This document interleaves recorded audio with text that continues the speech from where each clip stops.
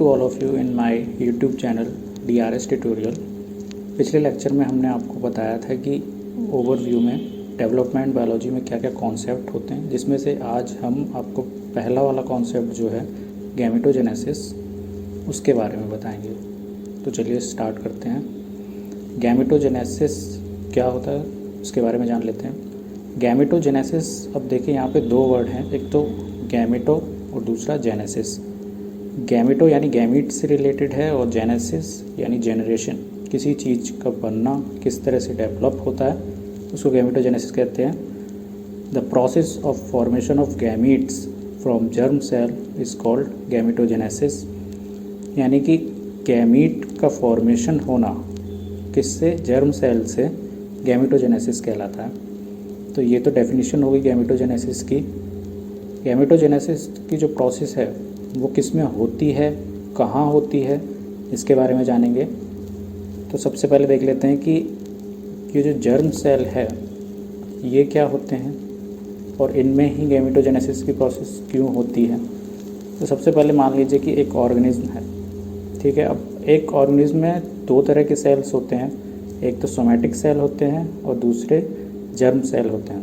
तो गैमेटोजेनेसिस की जो प्रोसेस है वो जर्म सेल में होगी, बाकी जो प्रोसेस चलती हैं वो सोमैटिक सेल में चलती हैं। सेल डिवीज़न की बात अगर करें हम तो सेल डिवीज़न सोमैटिक सेल्स में होते हैं। कौन सा डिवीज़न होता है वो हम आपको आगे बता देंगे। अभी देखते हैं कि जर्म सेल जो हैं उसमें गैमेटोजेनेसिस की प्रोसेस होती है। और पहले ये जान लेते हैं कि दो तरह के सेल होते हैं, एक तो सोमैटिक सेल और दूसरे जर्म सेल। अब सोमैटिक सेल से ही जर्म सेल बन जाते हैं और जर्म सेल से ही सोमैटिक सेल बन जाते हैं। एक ऑर्गेनिज्म के एक जनरेशन से दूसरे जनरेशन में ये साइकिल चलती रहती है। मतलब ऑर्गेनिज्म में एक सोमैटिक सेल होते हैं और जर्म सेल होते हैं, ये आपस में साइकिल चलाते रहते हैं। कैसे चलती है साइकिल वो जान लेते हैं। सबसे पहले देखते हैं कि जर्म सेल जो हैं वो दो तरह के होते हैं जिन्हें गैमीट्स बोलते हैं, एक तो स्पर्म और एक ओवम।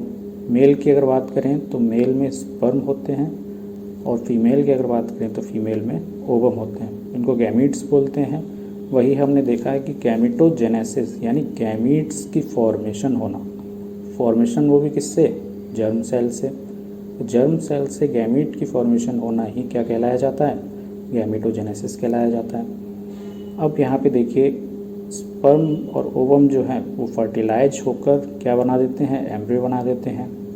तो ये प्रोसेस तो किस में हो रही है, जर्म सेल में हो रही है।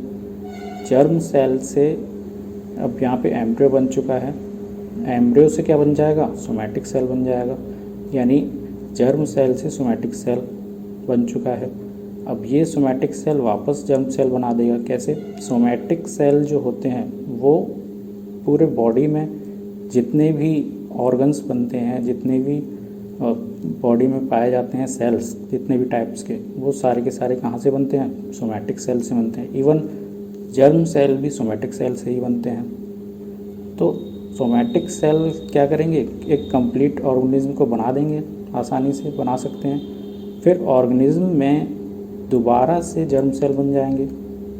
ये कब होता है कि एक ऑर्गेनिज्म जो होता है उसमें प्यूबर्टी कब आती है, 13 to 14 की एज में, या 12 से लेकर 14 की एज में बात की जाए तो उनमें प्यूबर्टी लेवल आ जाता है। प्यूबर्टी से क्या होता है कि तभी जर्म सेल जो होते हैं वो बनना स्टार्ट हो जाते हैं और उससे फिर गैमीट्स बनने लगते हैं। गैमीट्स जो बनते हैं स्पर्म और ओवम, उनमें फर्टिलाइजेशन से एम्ब्रियो बन जाता है, एम्ब्रियो से वापस सोमैटिक सेल बन जाते हैं। तो इस तरीके से ये साइकिल चलती रहती है। एक जनरेशन से दूसरी जनरेशन को अगर हम देखें तो सोमैटिक सेल से ही जर्म सेल बन जाते हैं और जर्म सेल से ही सोमैटिक सेल बन जाते हैं। अब देखिए हमें क्या पढ़ना है इसमें, हमें तो ये केवल ये जानना है कि गैमेटोजेनेसिस की प्रोसेस कहाँ होती है। तो इतना जो पार्ट हाईलाइट हो रहा है ये हमें जानना है कि जर्म सेल से गैमीट्स बनते हैं। गैमीट्स में भी आज हम केवल स्पर्मेटोजेनेसिस पढ़ेंगे, तो हमें केवल ये जानना है कि स्पर्म कैसे डेवलप होते हैं। तो उससे पहले हम लोग जान लेते हैं सेल साइकिल के बारे में थोड़ा बहुत। सेल साइकिल की बात करें अगर तो सेल साइकिल दो टाइप्स की होती हैं, एक तो माइटोसिस जो कि फीचर है सोमैटिक सेल का। अभी हमने बताया आपको सोमैटिक सेल होते हैं और जर्म सेल होते हैं। तो अब ये भी जान लीजिए जो माइटोसिस होती है वो सोमैटिक सेल में होती है और जो मियोसिस साइकिल होती है वो जर्म सेल का फीचर है। यानी कि जो जर्म सेल हैं वो डिवाइड करेंगे मियोसिस साइकिल से और जो सोमैटिक सेल हैं वो डिवीज़न करेंगे किससे, माइटोसिस साइकिल से। तो सबसे पहले हम इसमें से माइटोसिस साइकिल के बारे में जान लेते हैं कि माइटोसिस साइकिल जो होती है उसमें क्या क्या होता है, कितनी फेज़ होती हैं, किस तरह का डिवीज़न होता है, वो जानते हैं। तो सबसे पहले देखते हैं कि माइटोसिस में G1 फेज़ होती है यानी ग्रोथ फेज़ होती है। इस ग्रोथ फेज़ में क्या होता है, जो सेल होता है वो थोड़ी ग्रोथ करता है यानी उसका साइज जो है इंक्रीज़ करेगा। उसके बाद एस फेज़ आ जाती है। एस फेज़ में रेप्लिकेशन होती है यानी जेनेटिक मटेरियल जो होता है सेल का, न्यूक्लियस के अंदर जो सेल का जेनेटिक मटेरियल होता है वो डबल हो जाता है। रेप्लिकेशन प्रोसेस से क्या होता है, जेनेटिक मटेरियल डबल हो जाएगा। फिर उसके बाद अगली स्टेज आती है G2 फेज़।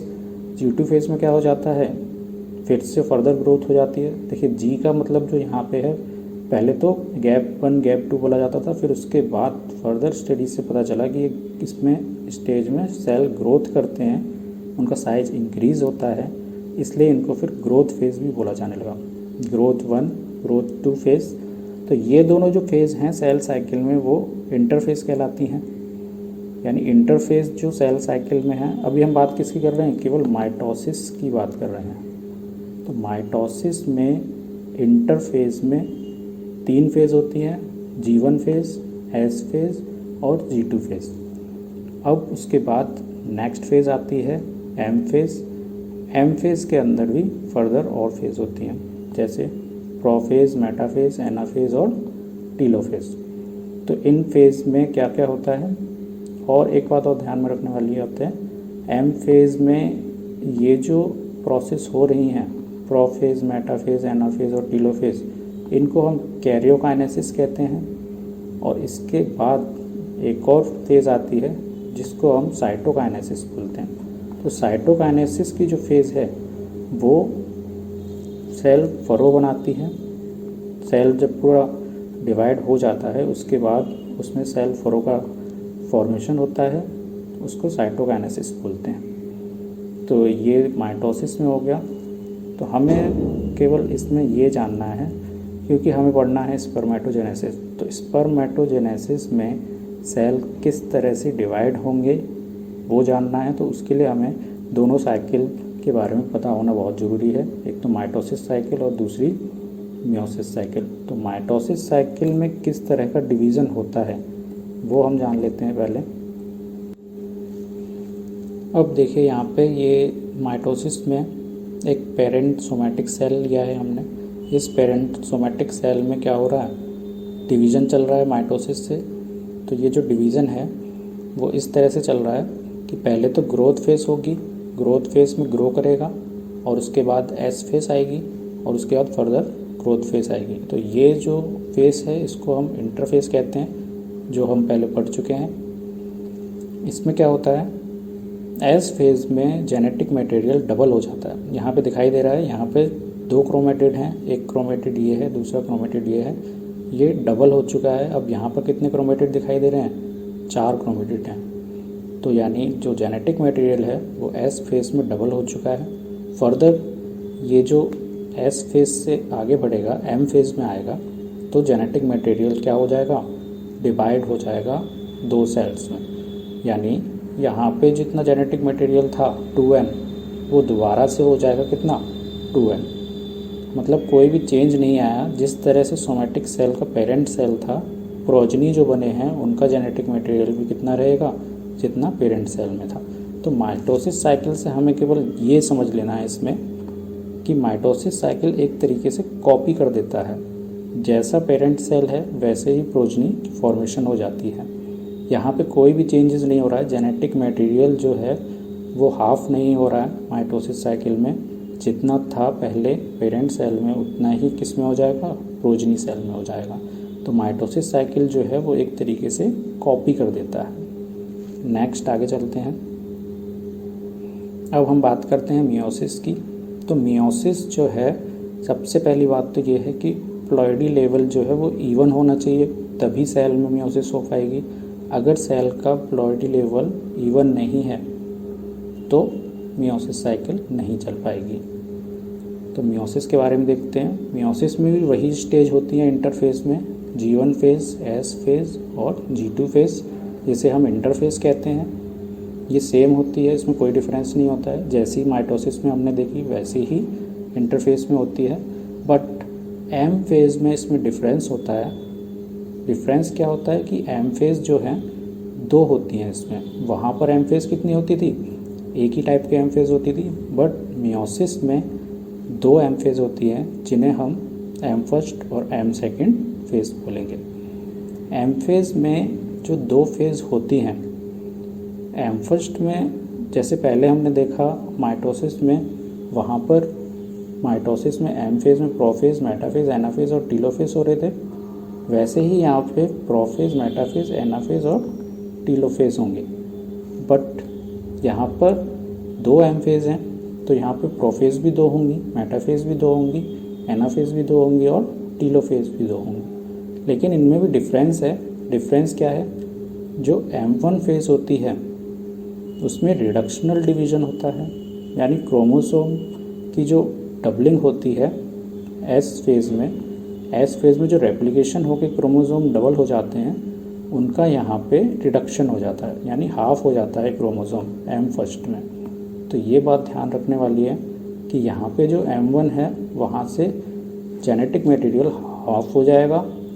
फिर एक और M फेज़ चलेगी, M सेकेंड, उसमें जेनेटिक मटेरियल हाफ नहीं होगा, वो बिल्कुल सेम टू सेम जैसे हमने माइटोसिस में पढ़ा है वैसे ही रहता है। इसलिए इसको इक्वेटोरियल डिवीज़न बोलते हैं, या इसको मियोटिक माइटोसिस भी बोलते हैं, क्योंकि ये माइटोसिस के M फेज़ से मैच करती है, इसलिए इसको हम मियोटिक, क्योंकि मियोसिस की है ये, और माइटोसिस, मियोटिक माइटोसिस बोलते हैं।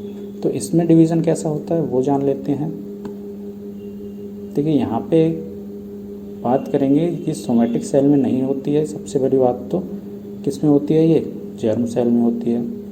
तो एक पेरेंट जर्म सेल में मियोसिस साइकिल चलेगी, तो मियोसिस में देखिए यहाँ पे जो ये क्रोमेटिड हैं, एक क्रोमेटिड तो कहाँ से आया होगा, मेल से, दूसरा क्रोमेटिड कहाँ से आया होगा, फीमेल से। क्योंकि एक जो प्रोजनी होता है या कोई भी ऑर्गेनिज्म ले लीजिए, उसमें कैरेक्टर दोनों के होते हैं पेरेंट्स के, मेल फीमेल जो भी पेरेंट्स होते हैं उनके दोनों के होते हैं, मदर और फादर के। तो यहाँ पे 2 क्रोमेटिड्स हैं। ये 2 क्रोमेटिड्स जैसे हमने पहले देखा था इंटरफेज़ में, यहाँ से लेके यहाँ तक इंटरफेज़ चलेगी। उस इंटरफेज़ में G1 फेज़, S फेज़ और G2 फेज़। तो S फेज़ में क्या हो जाएगा, क्रोमोसोम डबल हो जाते हैं, यानी रेप्लिकेशन हो जाती है, जेनेटिक मटेरियल डबल हो जाएगा। ये बिल्कुल सेम टू सेम वैसे ही है जैसे पिछले माइटोसिस में हुआ था। बट यहाँ पर इतनी प्रोसेस में चेंजेस आ जाते हैं, यानी M फेज़ जो है वो डिफरेंट है माइटोसिस से। यहाँ पे M1 फेज़ जो होती है वो रिडक्शनल डिवीज़न देती है। इससे क्या हो जाता है, क्रोमोसोम जो हैं वो हाफ हो जाते हैं। अब यहाँ पे देखिए, यहाँ पे 2 अभी दिखाई दे रहे हैं आपको क्रोमोसोम। क्रोमेटिड कितने हैं, 4 क्रोमेटिड हैं।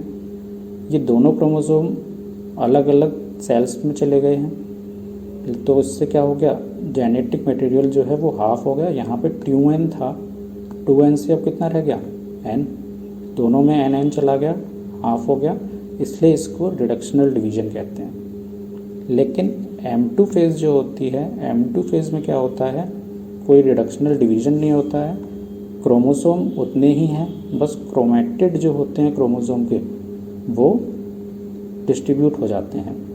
यानी यहाँ पर जो 2 क्रोमेटिड्स थे वो दोनों क्रोमेटिड्स डिवाइड होकर अलग अलग प्रोजनी में चले जाएंगे। यहाँ पे भी सेम वैसे ही होगा, 2 क्रोमेटिड्स हैं, एक क्रोमेटिड्स यहाँ पहुँच जाएगा, दूसरा क्रोमेटिड यहाँ पहुँच जाएगा। इस तरीके से क्या हो जाता है, पेरेंट सेल में जितना जेनेटिक मटेरियल होता है 2n, वो हाफ हो जाता है। यानी प्रोजनी की बात करें, ये प्रोजनी जो है यहाँ पे जेनेटिक मटेरियल हाफ हो जाएगा, यानी डिप्लॉयड से हैप्लॉयड कंडीशन आ जाती है। पेरेंट्स में डिप्लॉयड जेनेटिक मटेरियल होता है, बट प्रोजनी में कैसा हो जाता है, हैप्लॉयड हो जाता है।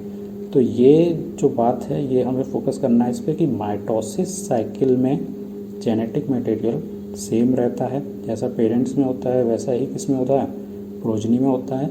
लेकिन मियोसिस साइकिल में जो जेनेटिक मटेरियल है वो हाफ हो जाता है, यानी जर्म सेल जो होते हैं वो एक सेल से 4 सेल बना देते हैं और उनका जेनेटिक मटेरियल हाफ हो जाता है। ये बात हमें ध्यान में रखनी है। अब इसी को हम फर्दर स्पर्मेटोजेनेसिस में पढ़ेंगे कि स्पर्म कैसे बनते हैं, और ये बात हमने देख ही ली है कि सोमैटिक सेल में माइटोसिस साइकिल होती है, जर्म सेल में मियोसिस साइकिल होती है।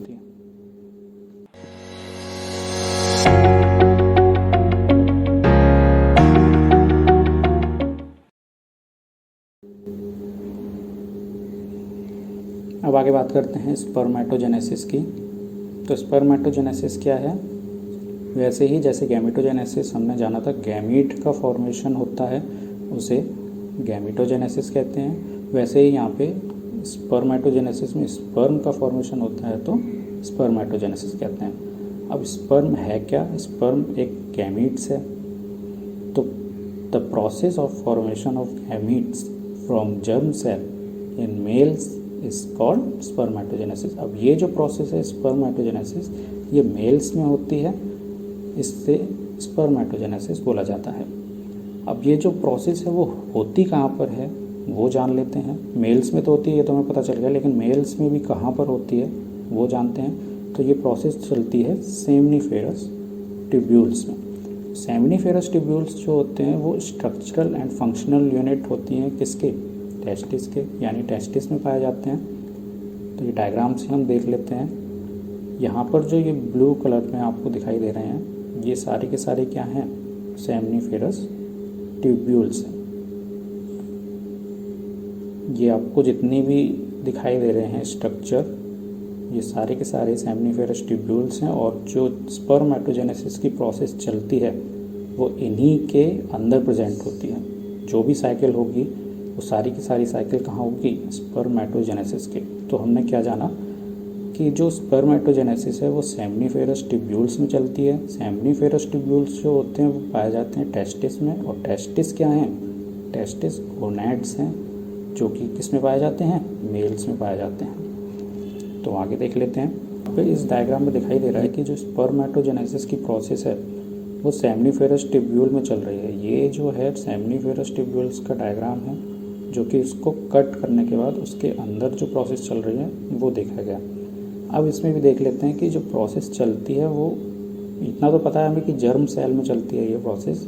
तो जर्म सेल, यहाँ पर बहुत सारे सेल्स दिखाई दे रहे हैं, उनमें से जर्म सेल्स कौन से हैं। पहले तो ये बेसमेंट मेम्ब्रेन जो होती है, ये जो रेड कलर में आपको दिखाई दे रही है ये बेसमेंट मेम्ब्रेन है। इस बेसमेंट मेम्ब्रेन में काफ़ी सारे सेल दिखाई दे रहे हैं, ये सेल जर्म सेल होते हैं। ये जर्म सेल जो होते हैं इसमें भी प्राइमोर्डियल जर्म सेल होता है जिसमें गैमेटोजेनेसिस की प्रोसेस चलती है। तो प्राइमोर्डियल जर्म सेल से ही फॉर्म होती है किसकी, स्पर्म की, यानी गैमेट्स की। और यहाँ पे नोट करने वाली बात ये है कि जो प्राइमोर्डियल जर्म सेल होता है वो मीजोडर्मल लेयर से बनता है। डेवलपमेंट के समय ये प्राइमोर्डियल जर्म सेल कहाँ से बनकर आते हैं, मीजोडर्मल लेयर से। लेकिन मैमल्स की बात अगर करें हम तो मैमल्स में ये एंडोडर्म लेयर से बनते हैं। ये जो 3 लेयर मैंने आपको बताई थी लास्ट लेक्चर में, 3 लेयर होती हैं गैस्ट्रुला फॉर्मेशन के टाइम, एक्टोडर्म, मीजोडर्म और एंडोडर्म। तो ये तीनों लेयर से ही फिर ऑर्गन का फॉर्मेशन होता है, ऑर्गेनोजेनेसिस कहते हैं जिसे। तो यहाँ पर एंडोडर्म से तो मैमल में बनेंगे ये प्राइमोर्डियल जर्म सेल, लेकिन मीजोडर्मल लेयर से बाकी अदर जितने भी एनिमल हैं उनमें बनेंगे ये जर्म सेल। तो प्राइमोर्डियल जर्म सेल में ही स्पर्मेटोजेनेसिस की प्रोसेस होती है, जो कि बेसमेंट मेम्ब्रेन में लगे रहते हैं। ये सारे के सारे जो आपको दिखाई दे रहे हैं ये प्राइमोर्डियल जर्म सेल हैं। एक और बात आपको ध्यान में रखने वाली बात है कि जब सेल साइकिल चलती है तो उसमें ग्रोथ होती है, ग्रोथ फेस आती है, G1 फेस और G2 फेस। तो ग्रोथ के लिए कहीं से न्यूट्रिशन की आवश्यकता तो होगी। अब न्यूट्रिशन कहाँ से मिलेगा, उसके लिए कोई ना कोई तो हेल्पफुल होगा। तो सर्टोली सेल जो होते हैं वो इन्हीं के बीच में कहीं ना कहीं पे इंसर्ट होते हैं। इस डायग्राम में हाईलाइट तो नहीं किया है, बट यहीं पर प्रेजेंट होते हैं सर्टोली सेल, जो क्या करते हैं, न्यूट्रिशन प्रोवाइड करते हैं जो भी साइकिल चलती है उसको। यानी स्पर्मेटिड्स जो बनते हैं स्पर्मेटोजेनेसिस में, उन्हें न्यूट्रिशन कौन प्रोवाइड करवाता है, सर्टोली सेल। यहाँ पर लेडिक सेल्स भी पाए जाएंगे। लेडिक सेल्स का जो फंक्शन होता है वो होता है टेस्टोस्टेरोन हार्मोन को सीक्रेट करने का। तो हमने ये जाना स्पर्मेटोजेनेसिस की जो साइकिल है वो कहाँ चलेगी, सेमनीफेरस टिब्यूल्स के अंदर चलेगी। सेमनीफेरस टिब्यूल्स कहाँ होते हैं, वो होते हैं टेस्टिस में। और जो सेल्स होता है, मतलब जो जर्म सेल होता है जिसमें ये साइकिल चलेगी, ये प्रोसेस चलेगी स्पर्मेटोजेनेसिस की, उसे क्या कहते हैं, प्राइमोर्डियल जर्म सेल। तो आगे देख लेते हैं अब स्पर्मेटोजेनेसिस। अब डिटेल में पढ़ने जा रहे हैं। तो स्पर्मेटोजेनेसिस काफ़ी कॉम्प्लेक्स प्रोसेस है, इसलिए हम इसको दो अलग अलग पार्ट में डिवाइड कर लेते हैं। तो सबसे पहले तो स्पर्मेटोजेनेसिस में स्पर्मेटिड्स कैसे बनते हैं वो जानेंगे। स्पर्मेटिड्स बनने के बाद एक और प्रोसेस होती है जिसे स्पर्मियोजेनेसिस बोलते हैं या स्पर्मेटोलियोसिस बोलते हैं। ये प्रोसेस चलती है, तब जाकर स्पर्म का फॉर्मेशन होता है। तो उससे पहले जान लेते हैं कि स्पर्मेटिड्स जो बनते हैं वो कैसे बनते हैं। उसके लिए 3 फेज चलती हैं। पहली मल्टीप्लिकेशन फेज, दूसरी ग्रोथ फेज और तीसरी मैच्यूरेशन फेज। अब आपको ये डिटेल में बताते हैं डायग्रामेटिक फॉर्म में। देखिए, सबसे पहले क्या होता है, कोई भी एक जर्म सेल ले लेते हैं। जर्म सेल भी कौन सा, primordial germ cell. Primordial germ cell कहाँ प्रेजेंट होते हैं ये आपको बता ही दिया था। प्राइमोर्डियल जर्म सेल में ही स्पर्मेटोजेनेसिस की प्रोसेस चलती है। तो सबसे पहले क्या होता है, प्राइमोर्डियल जर्म सेल डिवाइड करते हैं और वो डिवाइड कर कर स्पर्मेटोगोनिया बनाते हैं। अब ये डिवाइड जो कर रहे हैं, तो डिवाइड करते टाइम कौन सी साइकिल का यूज़ करेंगे, तो यहाँ पर तो माइटोसिस साइकिल का यूज़ हो रहा है। क्यों, क्योंकि यहाँ पर भी 2n था और यहाँ पर भी 2n, यानी कोई भी जेनेटिक मटेरियल यहाँ पे डिसबैलेंस नहीं हुआ है, माइटोसिस साइकिल चल रही है। तो प्राइमोर्डियल जर्म सेल से सबसे पहले स्पर्मेटोगोनिया की फॉर्मेशन होती है। फिर जो पहली फेस हमको आपको बताई थी मल्टीप्लिकेशन फेस है, वो किस तरह से होती है वो देख लेते हैं। स्पर्मेटोगोनिया में मल्टीप्लिकेशन फेस स्टार्ट होती है, जो कि स्पर्मेटिड बनाने की सबसे पहली प्रोसेस है। तो मल्टीप्लिकेशन फेस में सबसे पहले माइटोसिस साइकिल चलती है, तो सेल डिवाइड करके बहुत सारे सेल बनाता जाता है। यानी एक सिंगल स्पर्मेटोगोनियल सेल बहुत सारे सेल की फॉर्मेशन करता जाता है। किसके थ्रू, माइटोसिस साइकिल के थ्रू। माइटोसिस साइकिल के थ्रू ये बहुत सारे सेल की फॉर्मेशन करता है और उन सेल को फिर हम क्या बोलते हैं, प्राइमरी स्पर्मेटोसाइट। अभी स्पर्मेटिड्स की फॉर्मेशन तो हुई नहीं है, तो जो सेल हैं वो इस स्टेज में क्या कहलाते हैं, प्राइमरी स्पर्मेटोसाइट। यानी मल्टीप्लिकेशन फेज नाम से ही पता चल रहा है कि यहाँ पर जो सेल हैं वो मल्टीप्लाई कर रहे हैं। मल्टीप्लाई मतलब 2 से 4, 4 से 8, 8 से 16, इस तरह से चलता रहता है ये प्रोसेस। इसलिए इसको क्या बोलते हैं, मल्टीप्लिकेशन फेज। मल्टीप्लिकेशन किसका हो रहा है, प्राइमोर्डियल जर्म सेल से स्पर्मेटोगोनिया बनते हैं, उनका मल्टीप्लिकेशन हो रहा है। किस तरह से हो रहा है, माइटोसिस से। क्यों माइटोसिस से हो रहा है, क्योंकि जेनेटिक मटेरियल सेम रहना है। अभी जेनेटिक मटेरियल हाफ करने की कोई ज़रूरत नहीं है, इसलिए ये माइटोसिस साइकिल यहाँ पे प्रेजेंट होती है। नेक्स्ट अगला जो फेज़ है वो ग्रोथ फेज़ है। अब यहाँ पे नाम से ही पता चल रहा है कि सेल की क्या होगी, ग्रोथ होगी।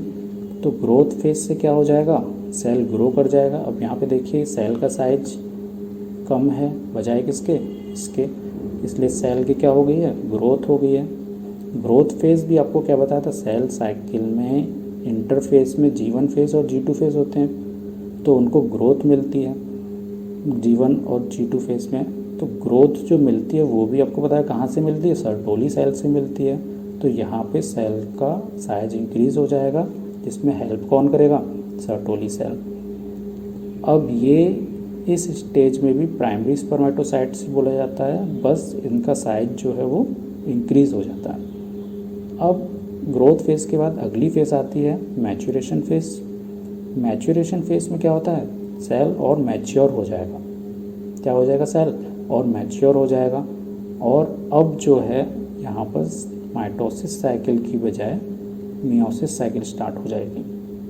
तो ये जो सेल है मियोसिस साइकिल में सबसे पहले कौन सी स्टेज आती है, एम फेज़ की, M1 आती है। M1 मैंने आपको बताया था रिडक्शनल फेज़ है, जो जेनेटिक मटेरियल को क्या कर देती है, रिड्यूस कर देती है। तो यहाँ पे क्या हो जाएगा, 2n से जेनेटिक मटेरियल कितना हो जाएगा, हाफ हो जाएगा।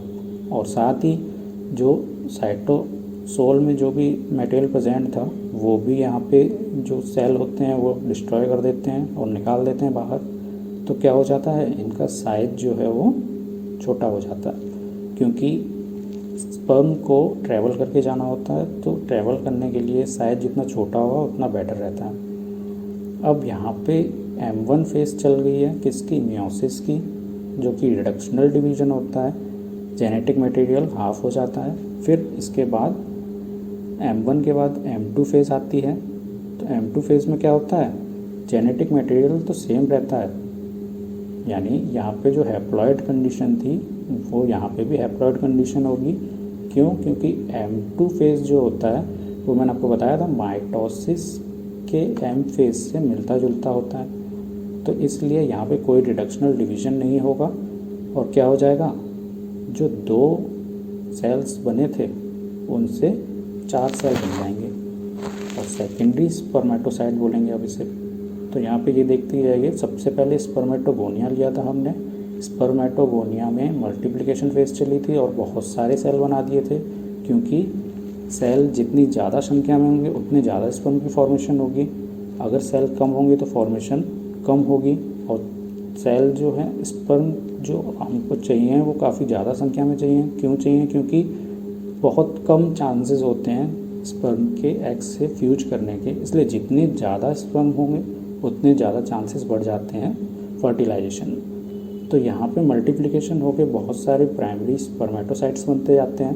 प्राइमरी स्पर्मेटोसाइट्स ग्रोथ करते हैं, जिन्हें अभी भी प्राइमरी स्पर्मेटोसाइट्स ही बोला जाता है। फिर उनमें मियोसिस साइकिल स्टार्ट हो जाती है, तब इनको सेकेंडरी स्पर्मेटोसाइट्स बोला जाता है। और फाइनली जब मियोसिस साइकिल कंप्लीट हो जाती है, M1 और M2 दोनों चल जाती हैं इन साइकिल, तब स्पर्मेटिड्स बोलते हैं इसको। तो हमारा जो पहला फॉर्मेशन हमने जो स्पर्मेटोजेनेसिस को डिवाइड किया था उसमें पहला वाला जो फीचर था वो कौन सा था, पहली वाली प्रोसेस थी फॉर्मेशन ऑफ स्पर्मेटिड्स। तो स्पर्मेटिड्स की फॉर्मेशन किस तरह से होती है वो कंप्लीट हम जान चुके हैं। अब इसके बाद नेक्स्ट जो प्रोसेस है वो स्पर्मियोजेनेसिस और स्पर्मेटोलियोसिस, ये प्रोसेस। इसमें क्या होता है, यहाँ पे देखिए अभी ये जो स्पर्मेटिड्स बने हैं इनको अभी हम स्पर्म नहीं बोल सकते हैं। क्यों, क्योंकि इनमें ना कोई टेल है ना ही कोई एक्रोसोम है, तो ये ना तो ट्रैवल कर सकता है एक जगह से दूसरी जगह पे, और ना ही ये किसी एग की मेम्ब्रेन को फ्यूज कर सकता है, उसे डिस्ट्रॉय करके उसके अंदर एंटर नहीं कर सकता है, क्योंकि इसमें कोई टेल प्रेजेंट नहीं है। तो अगली जो प्रोसेस चलती है जिसे स्पर्मियोजेनेसिस बोलते हैं, उस प्रोसेस में ही ऐसा होता है कि इसमें फर्दर चेंजेस आ जाते हैं। जो एक सेल से 4 स्पर्मेटिड्स बने हैं वो कंप्लीट स्पर्म बन जाते हैं और उस प्रोसेस को बोलते हैं स्पर्मियोजेनेसिस। तो जो अगली प्रोसेस है स्पर्मियोजेनेसिस, उसमें क्या होता है, उसमें कंप्लीट फॉर्मेशन होती है, टेल आ जाती है जो टेल नहीं होती है, और एक्रोसोम बन जाता है जो एक्रोसोम नहीं होता है। बाकी यहाँ पे माइटोकॉन्ड्रिया से माइक्रोट्यूब्यूल की फॉर्मेशन भी होगी। तो ये सब हम आपको अपने अगले लेक्चर में बताएंगे, जो कि काफ़ी डिटेल में बताएंगे स्पर्मियोजेनेसिस। आज के लिए बस इतना ही।